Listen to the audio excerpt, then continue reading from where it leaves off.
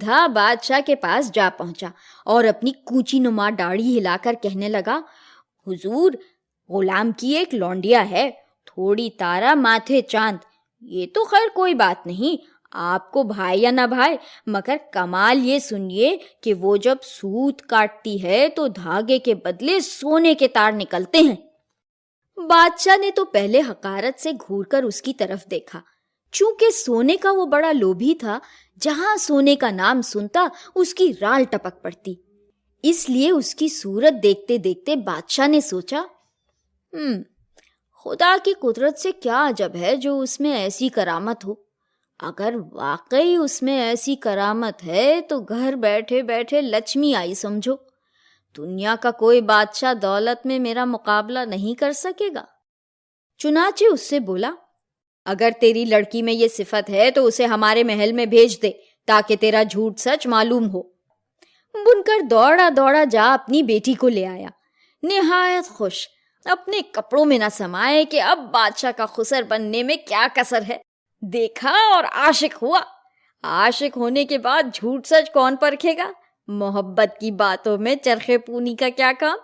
लेकिन बादशाह को मोहब्बत और हुस्न से ज्यादा सोने की भूख थी। उसने लड़की का पूरा मुंह भी नहीं देखा, सीधा एक कोठरी में ले पहुंचा जहां रुई के गालों का अंबार लगा हुआ था। चरखा आगे रखकर कहने लगा, लो बैठो, अपनी बांगी दिखाओ, काटना शुरू करो। अगर सुबह होते होते इस सारी रुई को काट कर बादला न बना दिया तो समझ लो कि मौत आ गई, जान से मरवा डालूंगा। ये कहकर बादशाह ने कोठरी के किवाड़ बंद कर दिए और लड़की को अकेला छोड़कर चला गया। लड़की हैरान थी कि ये क्या मामला है, बादशाह का महल और ये चरखा पूनी। ये भी सही है, लेकिन रुई से सोने के तार कते कैसे? चरखे उन दिनों सब घरों में काटे जाते थे। ये तो बुनकर की बेटी ठहरी, उसे भी मोटा महीन सब तरह का सूत काटना आता था। रुई से बादला किस तरह बनाए उसने ये करामत देखी तो क्या, सुनी भी न थी कि रुई सोना बन सकती है और चरखे में सोना क्यों कर काटते हैं। बड़ी देर तक चुप बैठी सोचती रही कि क्या करे, जान बचने की क्या सूरत हो। कभी छत को देखती, कभी दीवार पाखों को। आखिर परेशानी बढ़ते बढ़ते इतनी ज्यादा बढ़ी कि मुंह ढांक कर रोने लगी और रोते रोते हिचकी बंद गई।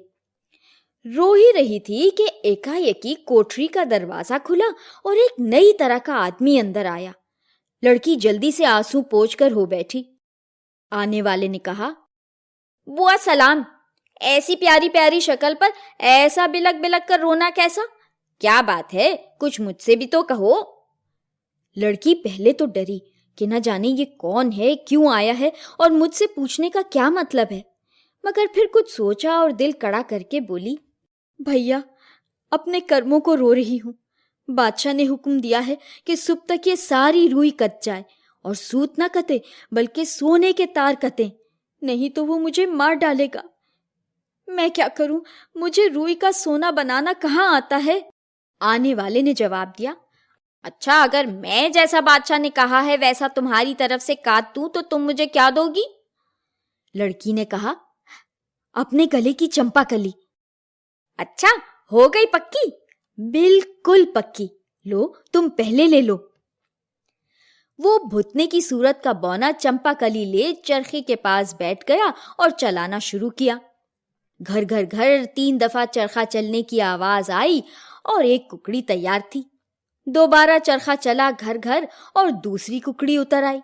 चरखा घर घर चल रहा था और कुकड़ियों पर कुकड़ियां उतरती चली आती थीं। सुबह होते होते कोठरी के सारे गाले खत्म हो गए और कुकड़ियों का ढेर लग गया, सब चमकते हुए जर्द सोने के तारों के लच्छे। बौना अपना काम कर अंधेरे अंधेरे चलता हुआ। लड़की खुश थी कि चंपा कली गई, बला से जान बची। सुबह होते ही बादशाह सलामत तशरीफ लाए।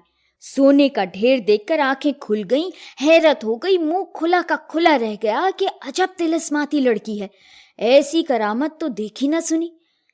चाहिए था कि लड़की को अब तो नजर भर कर देखता, उसकी खातिर मदारात करता, लेकिन वो लालची और दौलत का लोभी था। मुंह में और पानी भर आया। बादशाह दिल में तो खुश हुआ, मगर बज़ाहिर तेवड़ी चढ़ाकर कहने लगा, बस ساری رات کی کمائی اور اتنی سی؟ لڑکی کیا جواب دیتی، نیچی نگاہیں کیے چپ کھڑی تھی۔ اب بادشاہ اسے